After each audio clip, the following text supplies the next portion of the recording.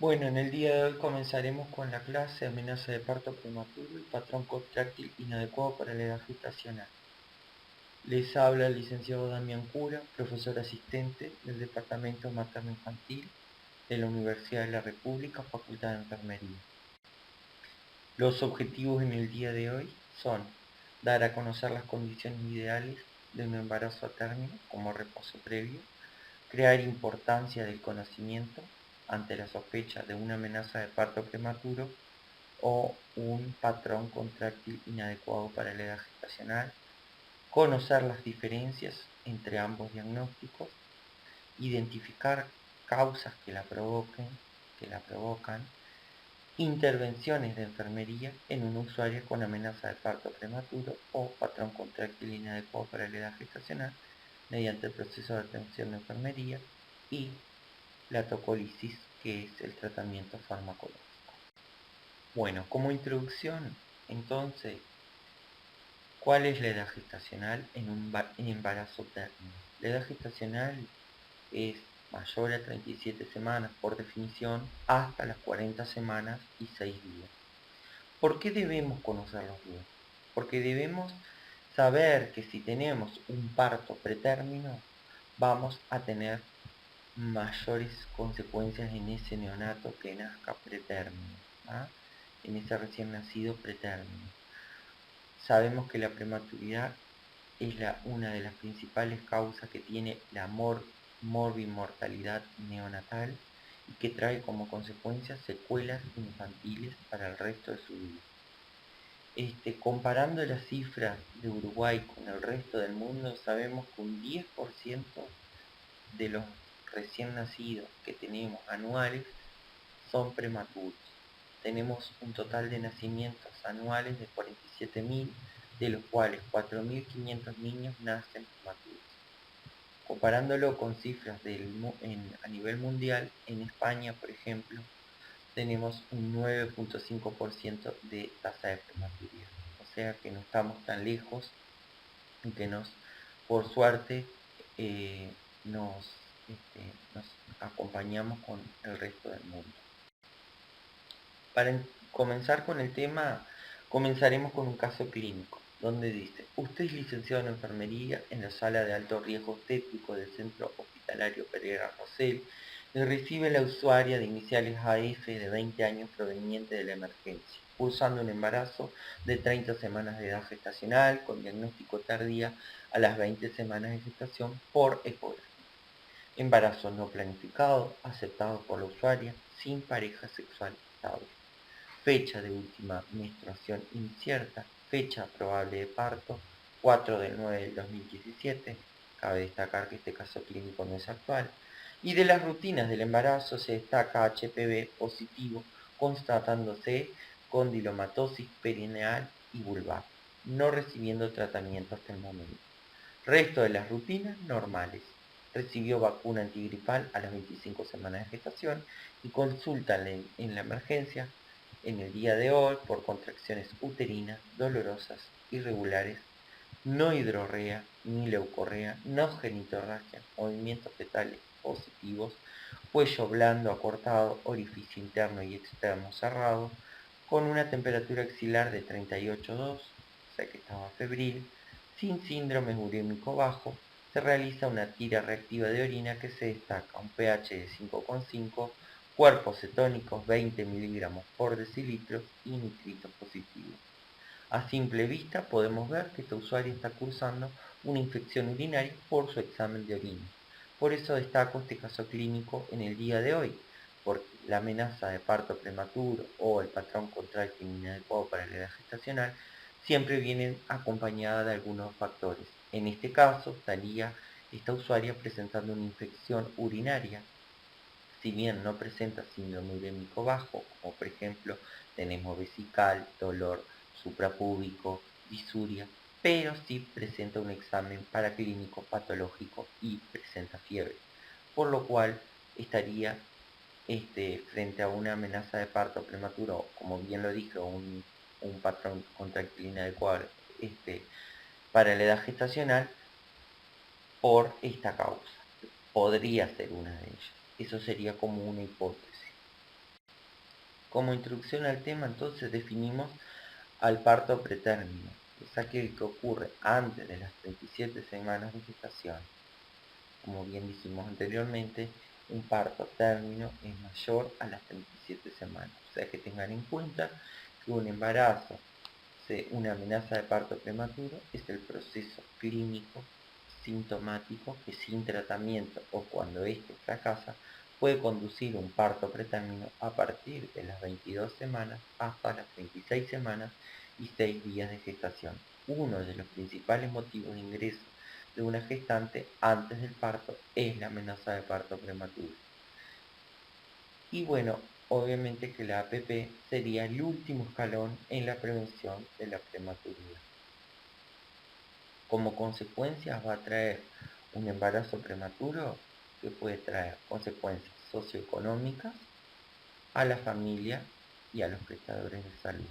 Esto es muy importante destacar porque muchas veces nosotros nos encontramos frente a una embarazada que está cursando 30 semanas de gestación, que vive en el interior del país, por ejemplo, y que, bueno, que comienza con contracciones, comienza con dilatación, y que capaz que ese parto este, se va a desencadenar, y que previo fue trasladada a un centro de tercer nivel, donde contamos con un CTI neonatal, porque obviamente ese prematuro va a tener que nacer en las condiciones ideales, que ahora más adelante lo vamos a ver, pero como consecuencia, esa usuaria, por ejemplo, está en la ciudad de Tacuarembó y tiene que ser trasladada a Montevideo, y bueno, como consecuencia, ese usuario recién nacido o recién nacida van a nacer en Montevideo y va a estar, por ejemplo, 15 días internado en una terapia intensiva acá en Montevideo.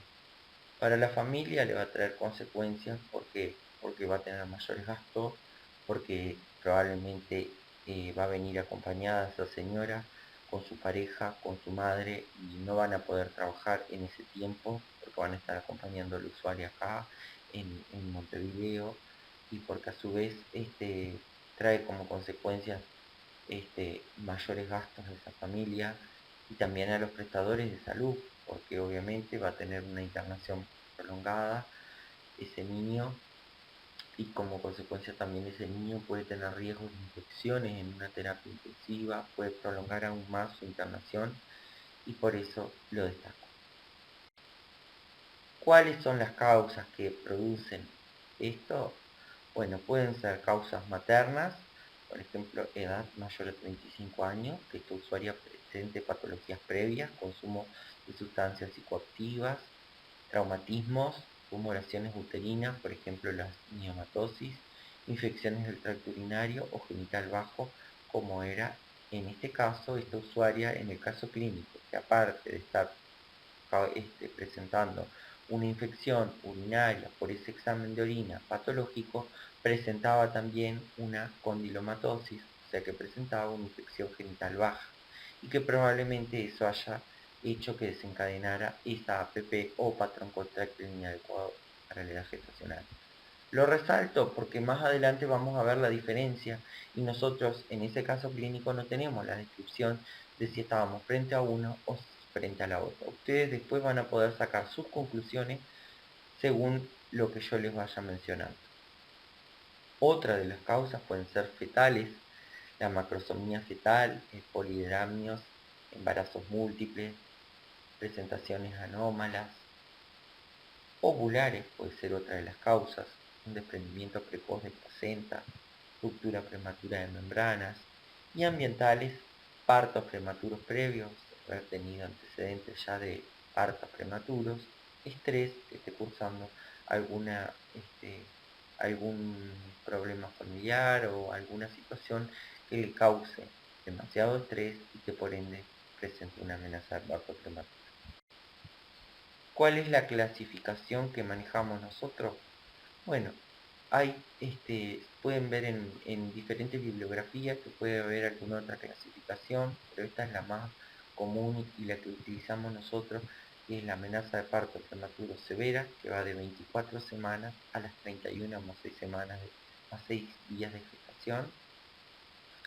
la amenaza de parto moderada, que va de 32 a 34 más 6 días de gestación, y la amenaza de parto leve, que va de 35 a 36 semanas más 6 días de gestación. Cabe destacar que en Uruguay hemos tenido nacimientos hasta las 23 semanas. Menor a las 23 semanas no es compatible con la vida en este momento. Si bien nosotros sabemos que la definición dice que hasta las 20 semanas se dice que es un aborto y mayor a las 20 semanas ya es una amenaza de parto prematuro, se destacan estas cifras en semanas porque es lo compatible con la vida en la actualidad.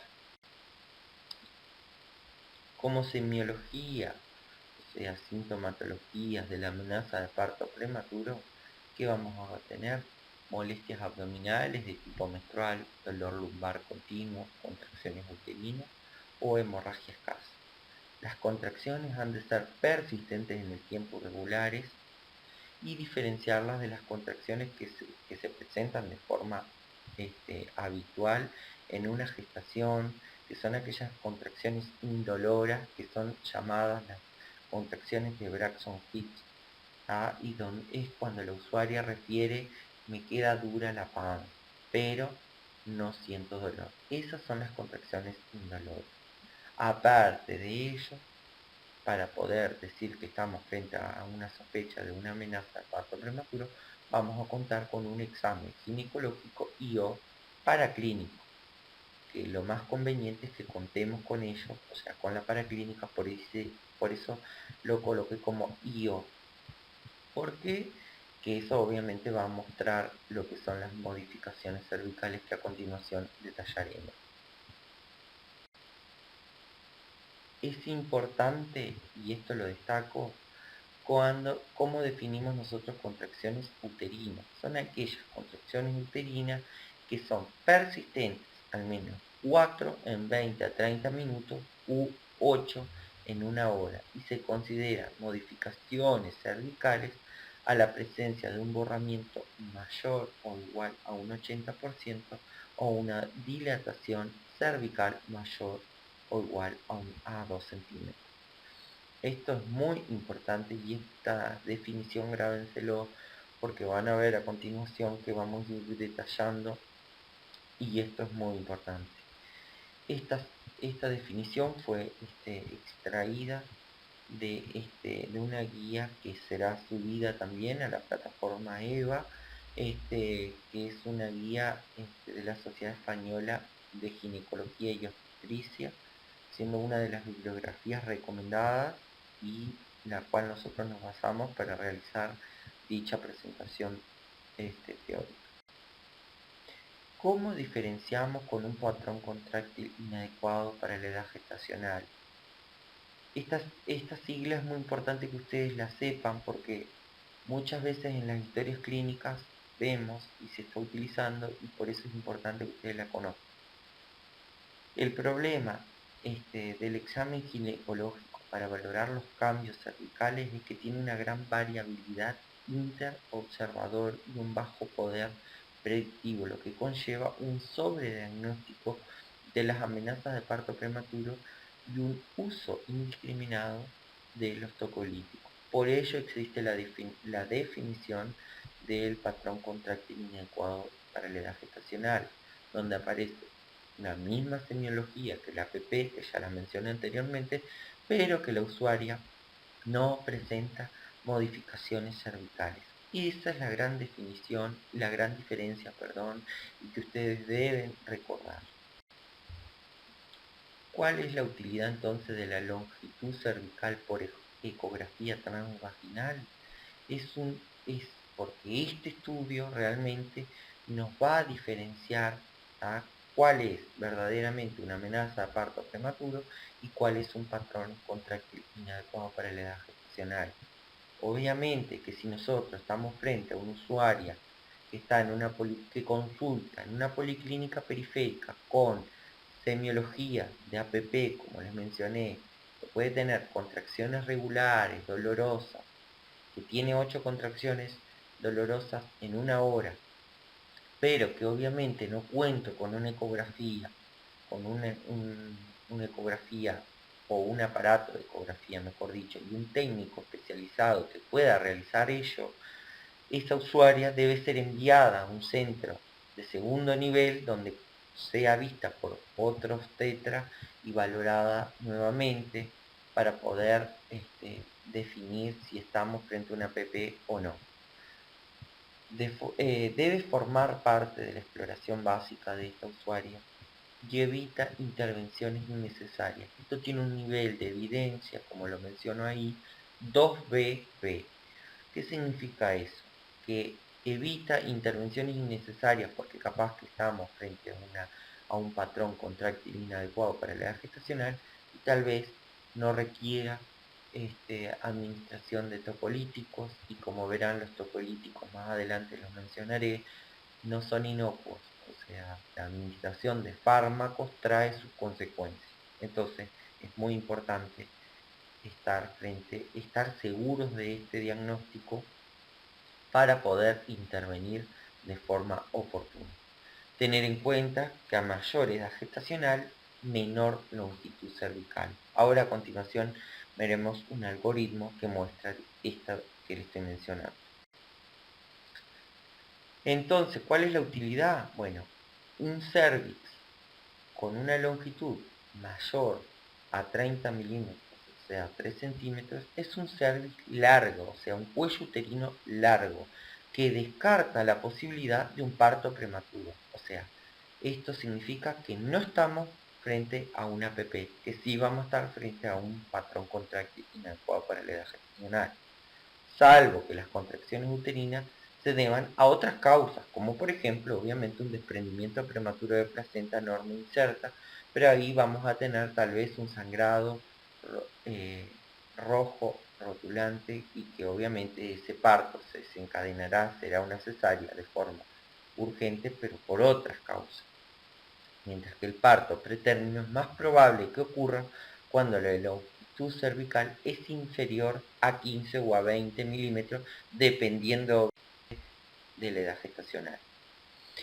Bueno, como factores a tener en cuenta, la longitud cervical tiene una capacidad pronóstica más limitada cuando el cervix tiene una dilatación igual o superior a 2 centímetros. ¿Qué quiere decir esto? Que si yo tengo una dilatación mayor a 2 centímetros, tal vez ese cuello uterino va a ser más limitado poder medirlo. O sea, ese borramiento de cuello uterino probablemente por la dilatación se va a estar dando mayoritariamente, entonces muchas veces me puede falsear ese diagnóstico.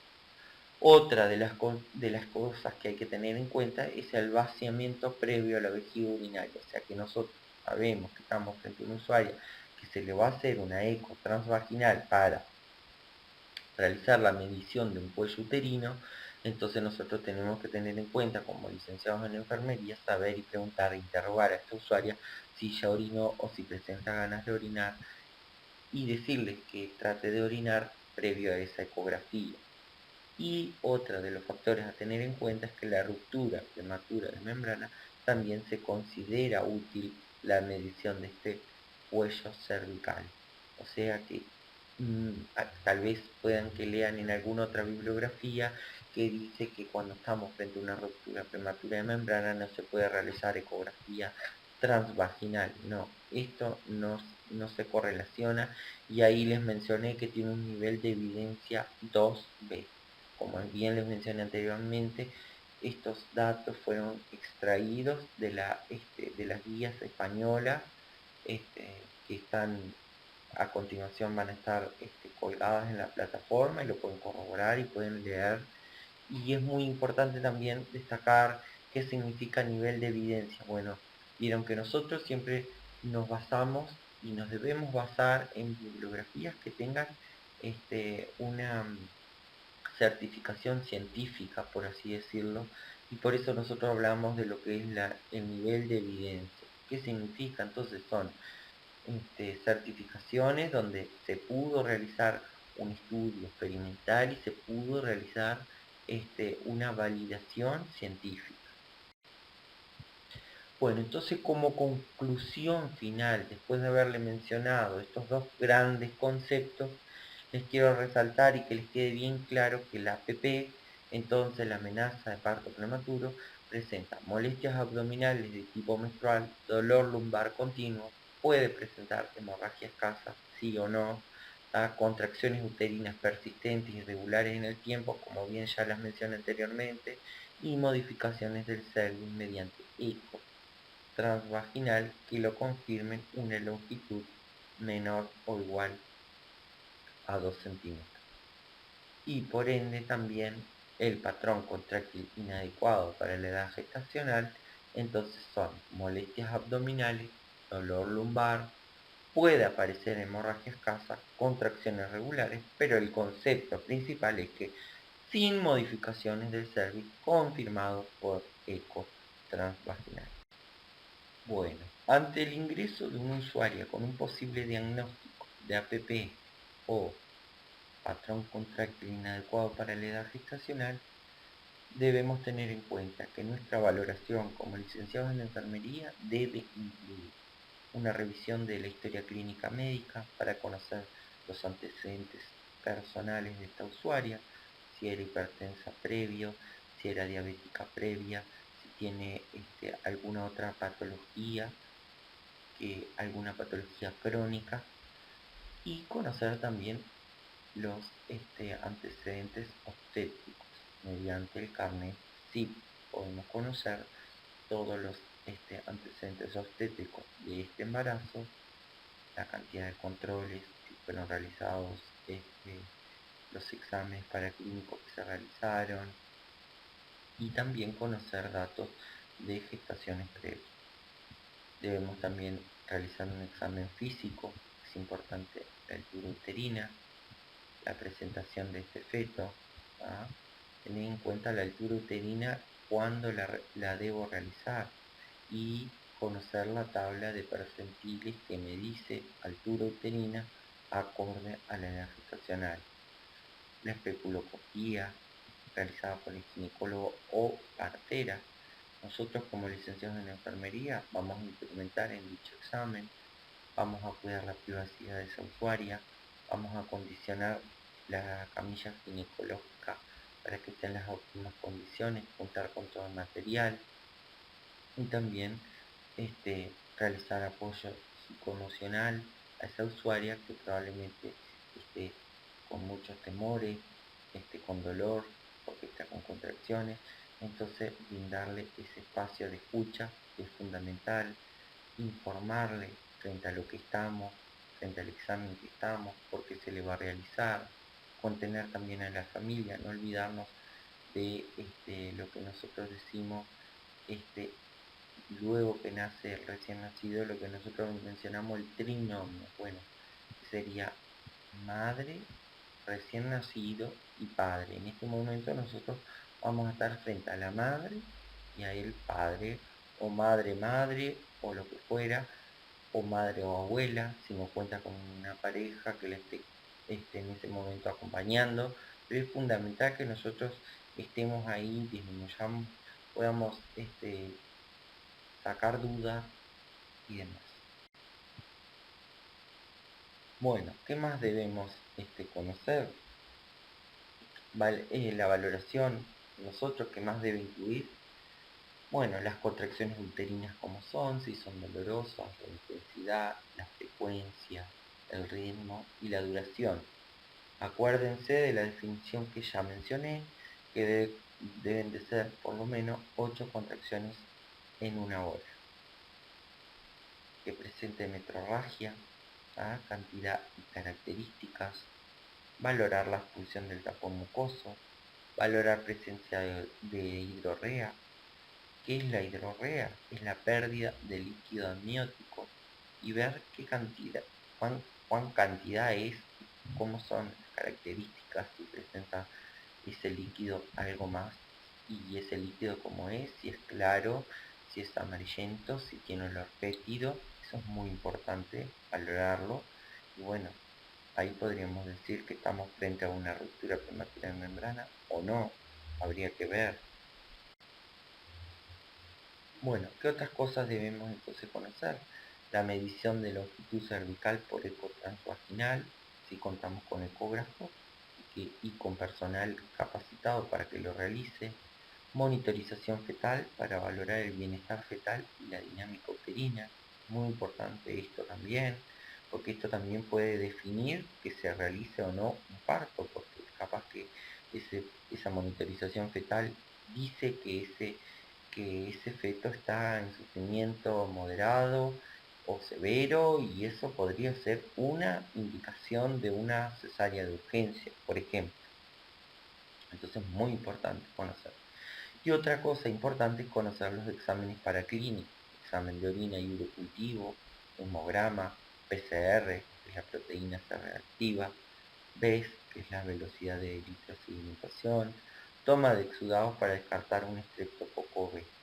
¿Por qué es importante lo paraclínico? Para descartar, como dijimos, fenómenos infecciosos que pueden estar acompañados de esta amenaza de parto prematuro o patrón contráctil inadecuado para la edad gestacional.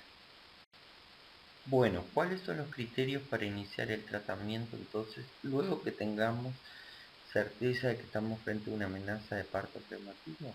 La tocolisis, que se dice que se realiza a partir de las 24 semanas hasta las 24 a 34 semanas, que es la administración de fármacos tipo tocolítico. La maduración fetal con corticoides. Dentro de ellos contaremos con la betametasona y la dexametasona.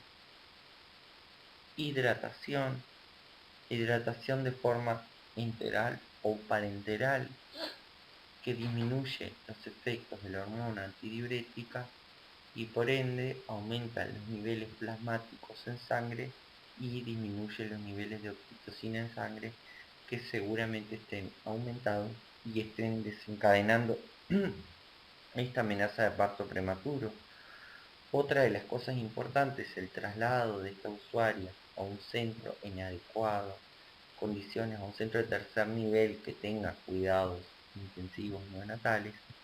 Recuerden que siempre es mucho mejor y 100 veces mejor el traslado de ese feto intraútero que trasladar un recién nacido pretérmino a un centro de tercer nivel donde pueda ser asistido, donde ese neonato pretérmino va a tener mayor riesgo de sufrir un evento adverso luego de nacido, porque es un neonato prematuro que va a estar probablemente intubado, donde va a tener donde hay que cuidar mucho la termorregulación y va a tener un mayor riesgo de hipotermia.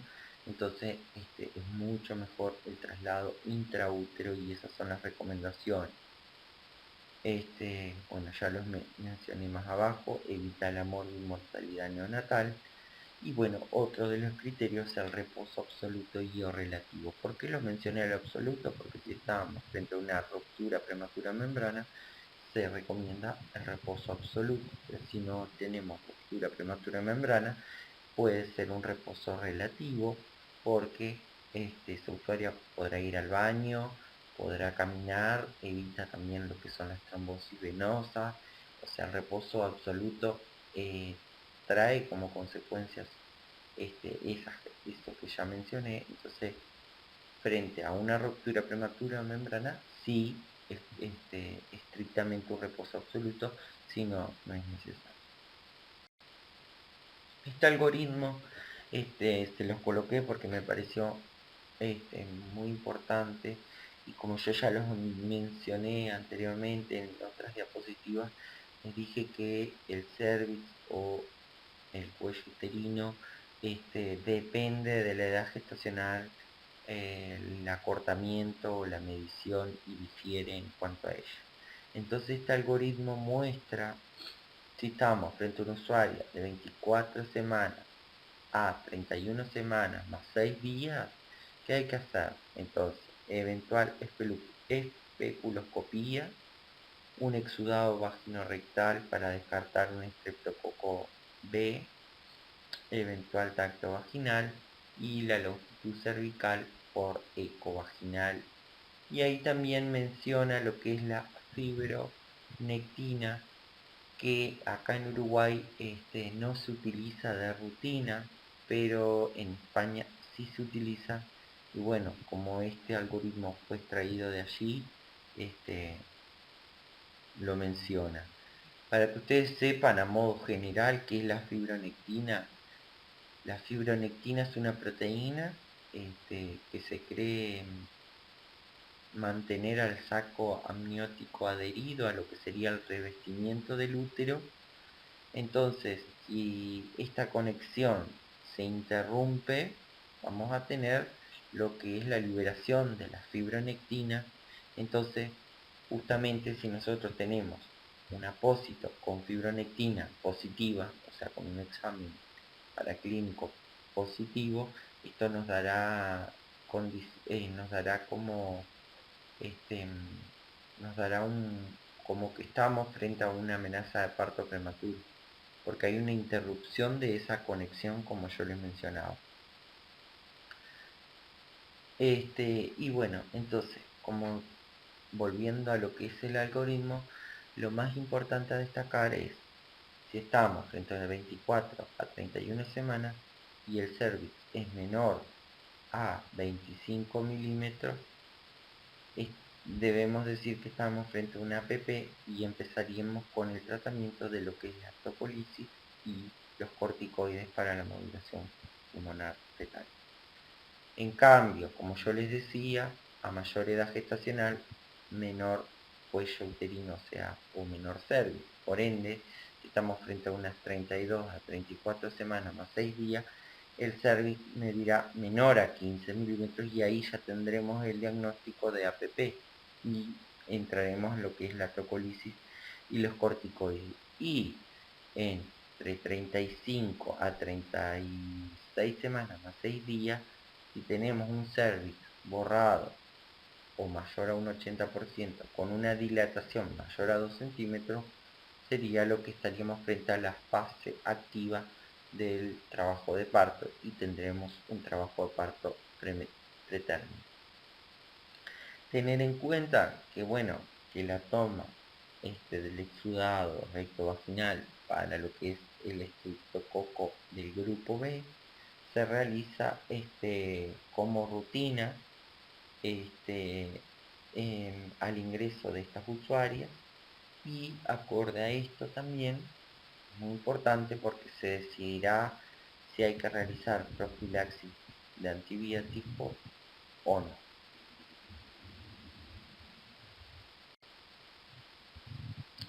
Bueno, dentro de lo que es el tratamiento farmacológico o tocolítico, existen varios tipos de tocolíticos, que son los que inhiben las contracciones uterinas mediante diferentes mecanismos y frenan esta amenaza de parto prematuro. Nosotros vamos a mencionar tres, que son el fenoterol, que es un beta mimético, la indometacina, que es un inhibidor de las prostaglandinas, y la nifedipina, que es un bloqueador de los canales de calcio. Ustedes en la bibliografía pueden encontrar algún otro, también aparte de estos tres más importantes que nosotros lo destacamos, porque son los más utilizados acá en los servicios de Uruguay, pero también mencionan como tocolíticos a los al atosiban, que acá en Uruguay se utiliza más para lo que sería el alumbramiento, para evitar lo que es el sangrado postparto, se utiliza.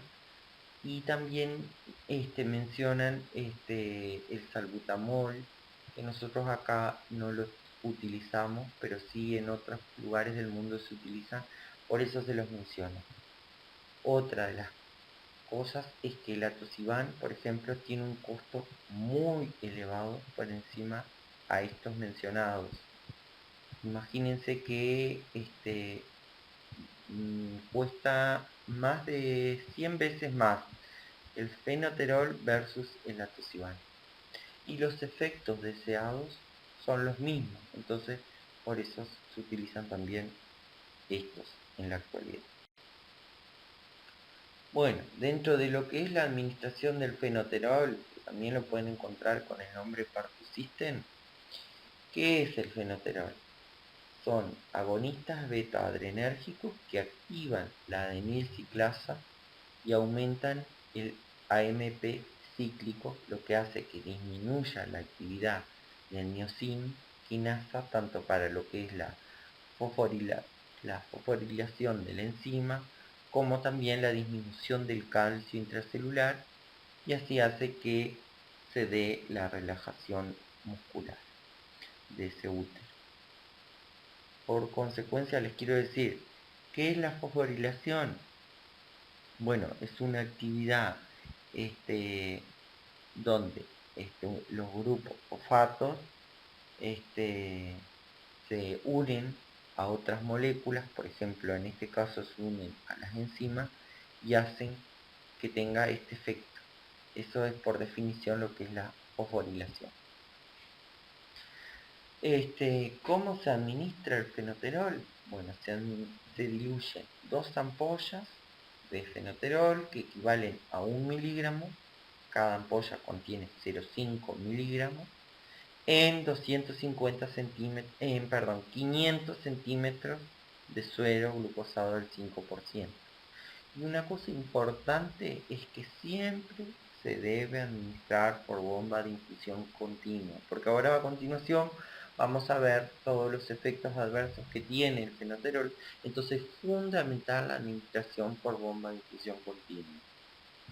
Obviamente que deben de contar con una indicación médica por escrito, que donde le detallará esto que le estoy mencionando y le detallará el goteo que se debe colocar. Recuerden siempre tener los principios básicos de enfermería: paciente correcto, dosis correcta, el fármaco correcto, por la vía correcta, y a la hora correcta. Siempre tener en cuenta eso, y también tener en cuenta los principios del yo, que prepara esa medicación, sea el que lo coloca.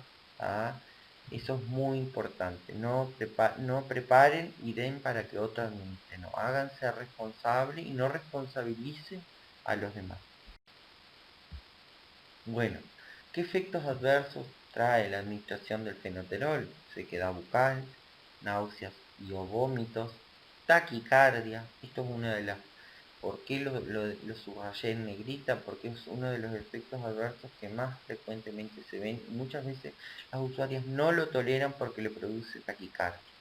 Angor de tórax, hipertensión arterial, vértigo, cefalea, temblores, excitabilidad, convulsiones. Recuerden que actúa sobre lo que es la musculatura y por eso también puede producir temblores, hiperexcitabilidad y como que tensión muscular. Bueno, las intervenciones de enfermería para la administración del fenoterol, entonces siempre su administración debe realizarse por infusión, por bomba de infusión continua, que ahí les detallé una imagen. El volumen de infusión se va a ir aumentando cada 15-20 minutos de no ceder el patrón contráctil, pero eso será indicado por el ginecólogo tratante por escrito. La dosis que logre la uteroinhibición se mantiene por 4 horas. De no lograr la uteroinhibición luego de 8 o 12 horas iniciado este tratamiento, se suspende la infusión. Y otra de las también indicaciones de suspensión de dichos fármacos es la no tolerancia del fármaco por la usuaria por alguno de los síntomas mencionados anteriormente. Y bueno, valorar las presencias de reacciones adversas, realizar monitorización de las constantes vitales de forma horaria en las primeras 4 horas de inicio del tratamiento del fenoterol. ¿Por qué las primeras 4 horas? Porque bueno, se pueden desencadenar en esas primeras 4 horas lo que es la taquicardia, lo que es la hipertensión. Entonces es fundamental la monitorización. Luego de las 4 horas que fue tolerado de forma adecuada y que la paciente está normocárdica, está normotensa, bueno, podemos espaciarlo cada 2-3 horas. Otro de los fármacos mencionados, entonces, como tocolítico, es la nifedipina. La nifedipina es un bloqueante de los canales de calcio de tipo dihidropiridina. Su uso como tocolítico se debe a que aumenta el mecanismo de acción al prevenir la entrada de calcio a la célula miometrial. Acuérdense que el útero es un músculo que está revestido por células miometriales y que obviamente ese músculo para generar la contracción utiliza el principal ion que es el calcio y por ende bloquea los canales de calcio y por ende va a producir lo que es la generación de la relajación muscular. Se utiliza por vía oral de 10 a 20 miligramos como dosis inicial y 10 miligramos cada 15 minutos según la actividad contráctil con una dosis máxima de 40 miligramos en la primera hora. Y luego quedan con una dosis de mantenimiento de 20 miligramos cada 6 a 8 horas por 48 horas. Esto es importante también, que alcanzan una concentración máxima a los 15-45 minutos de administrado el fármaco y que tienen una vida media de eliminación de 2 a 5 horas y una duración de su acción de 6 horas. Por eso su administración se realiza cada 6 horas de forma reglada, justamente porque su acción es la duración de acción es de ese tiempo. Muchas veces pueden ver que están frente a un usuario que ingresa por una amenaza de parto prematuro y que bueno, que estuvo con un tratamiento con fenoterol, que se dio, que generó lo que es la uteroinhibición, pero que quedan internadas, que ya tiene suspendido el fenoterol, pero que dice la indicación, sí, contracciones uterinas, dolorosas, 8 en una hora, iniciar tratamiento con nifedipina y les dejan indicado. O muchas veces sucede que uno está frente a un usuario que ingresó con una amenaza de parto prematuro y que luego se dieron las contracciones pero que está aún internada y comienza con contracciones. Llamo a la guardia médica y me indica una serie de nifedipina que son administración de 10 miligramos de nifedipina cada 20 minutos por 3 dosis. ¿Qué cuidados de enfermería debo tener? Los que les menciono acá. Control estricto de la PA, la presión arterial, previo a su administración. Porque acuérdense que la nifedipina también se utiliza como un hipotensor. Entonces, como un antihipertensivo. Entonces, tener en cuenta que previo a su administración debo controlar la presión. El punto de corte es 90-50 milímetros de mercurio. Si yo si la usuaria presenta una PA menor a este valor, no le puedo administrar nifedipina y debo avisar a la guardia médica y debo elegir otro tocolítico y no este. Porque si cuento con una PA menor a ello, al administrarle este bloqueador de los canales de calcio, va a generar una relajación muscular en el miometrio, pero también acuérdense que las paredes de la arteria están revestidas por músculo y por ende va a producir aún más hipotensión y vasodilatación, como dice ahí. Vigilar otros efectos adversos que pueden ser son las cefaleas, rubor facial, náuseas, taquicardia y bueno, como les resalté ahí, si bien la hipotensión es uno de los efectos adversos más preocupantes, también cabe destacar que la incidencia es baja y no se ha demostrado repercusión a nivel fetal, porque acuérdense que si yo tengo una caída del gasto cardíaco, también voy a tener una caída en ese flujo fetal, o sea, en ese flujo placentario, y según las revisiones que realicé y lo descrito, no tiene incidencia o son bajas las incidencias para esa circulación fetal. Bueno, otro de los tocolíticos utilizados es la indometacina, que es un antiinflamatorio no esteroideo, donde su mecanismo de acción es la inhibición de la ciclooxigenasa, que es una enzima encargada de la síntesis de prostaglandina. Las prostaglandinas actúan como agentes desencadenantes y mantienen el trabajo del parto. O sea que su acción es inhibir esta enzima que hace que produce la síntesis de prostaglandina. La indometacina, ¿cuál es la dosis habitual? Bueno, se puede utilizar por vía intrarrectal, 100 miligramos día por 48 horas, o vía oral, 50 miligramos inicial, y continuar con 25 miligramos cada 4 a 6 horas. No usar después de las 32 semanas ni por más de 48 horas. Esto es una de las contraindicaciones muy importantes que tiene la indometacina, y que frente a un embarazo mayor a 32 semanas se elige la nifedipina en vez de la indometacina.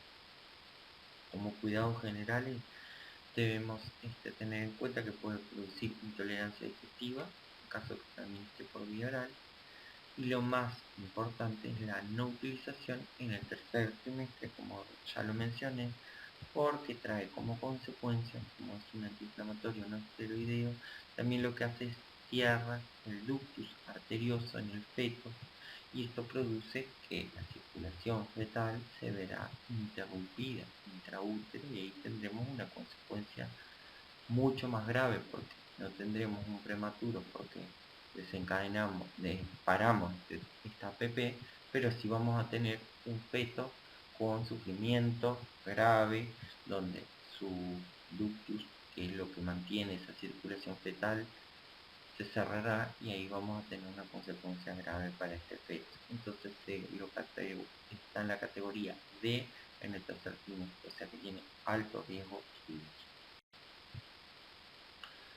Otro de los fármacos utilizados, y como yo ya les mencioné, dentro de los cuidados, dentro de las intervenciones, es la administración de tocolíticos y la realización de maduración fetal. Y bueno, ¿cuáles son los fármacos utilizados para la maduración fetal?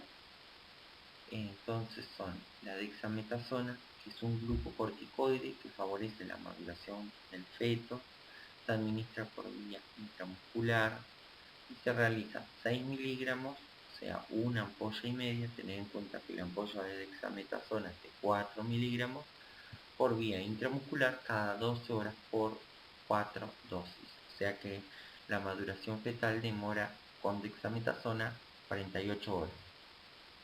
Tener precauciones, ya que puede producir hiperglicemia en las usuarias.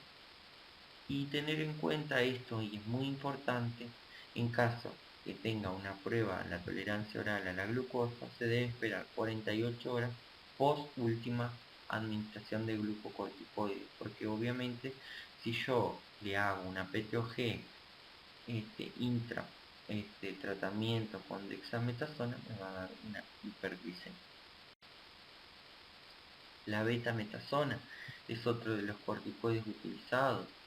Tiene un mayor costo, por eso se utiliza en menor cantidad. Se administra por vía también intramuscular.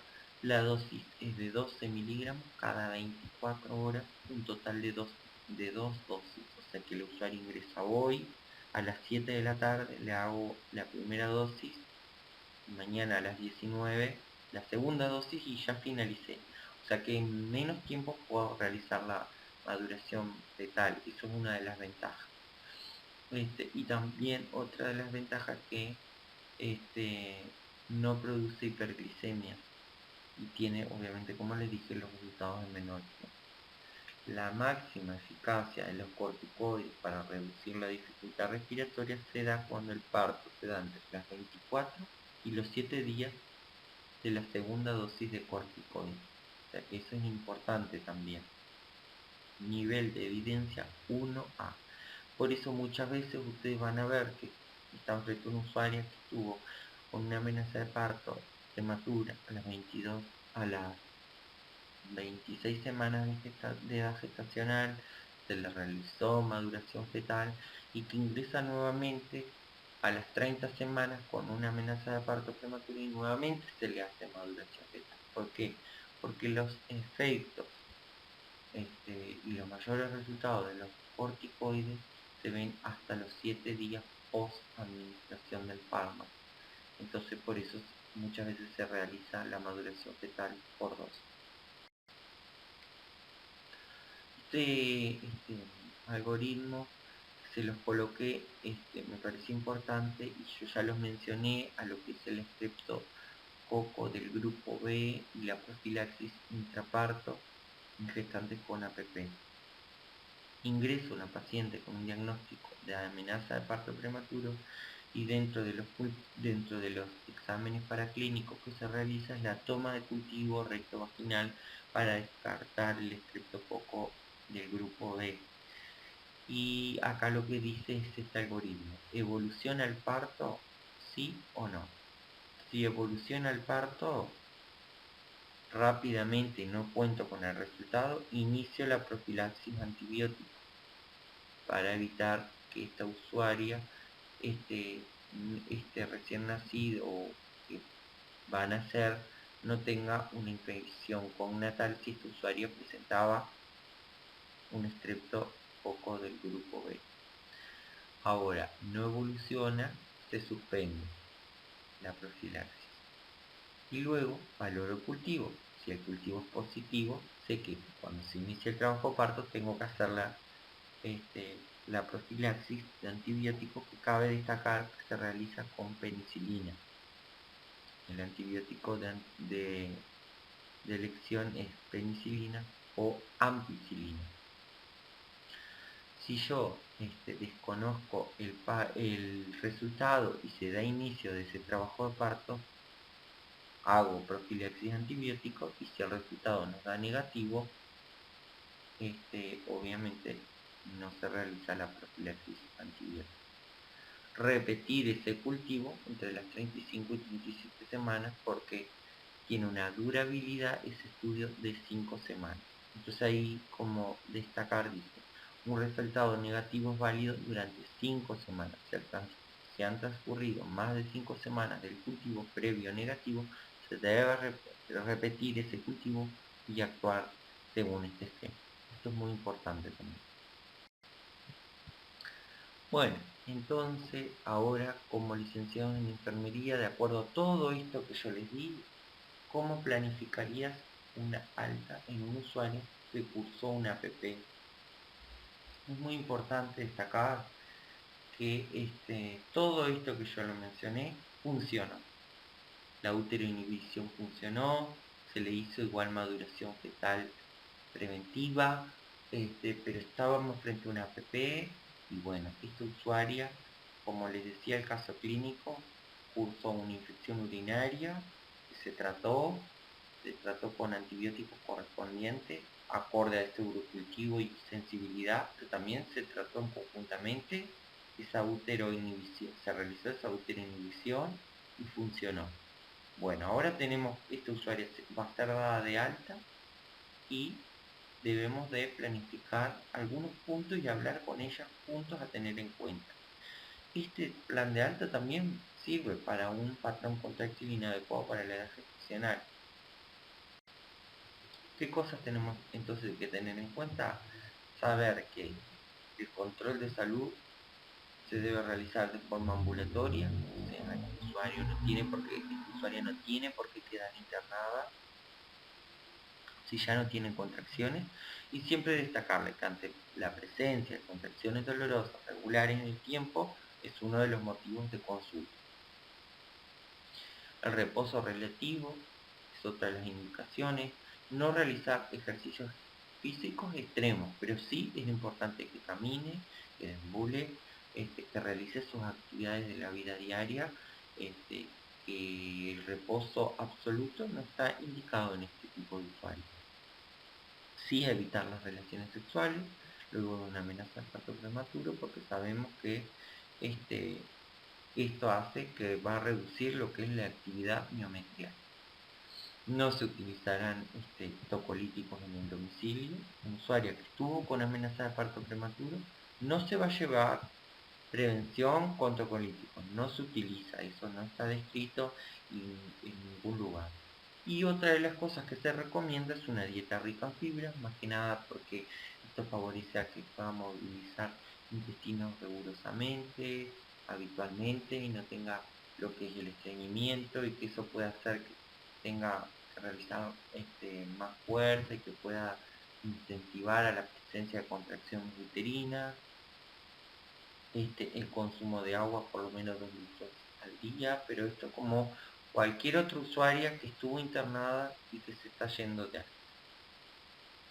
Obviamente también recalcarle en que si presenta sangrado, si presenta pérdidas de tipo líquido claro, con olor similar a lo que es el olor al semen o a aguajane, también se le dice que eso podría estar frente a una fisura o una ruptura de membrana. Bueno, esto también son motivos de consulta. Bueno, muchas gracias por su atención. Acá les dejo mi correo electrónico. Por cualquier duda que tengan, me escriben en mi correo electrónico o por la plataforma también me pueden escribir.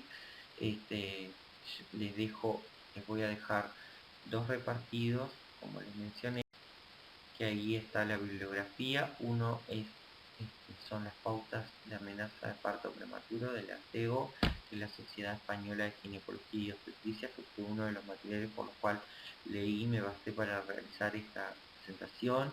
Y otra es las recomendaciones para el uso racional de los uteroinhibidores en la práctica clínica, que es un repartido realizado por la clínica A, D y C de la Facultad de Medicina de la Universidad de la República, que son muy actuales.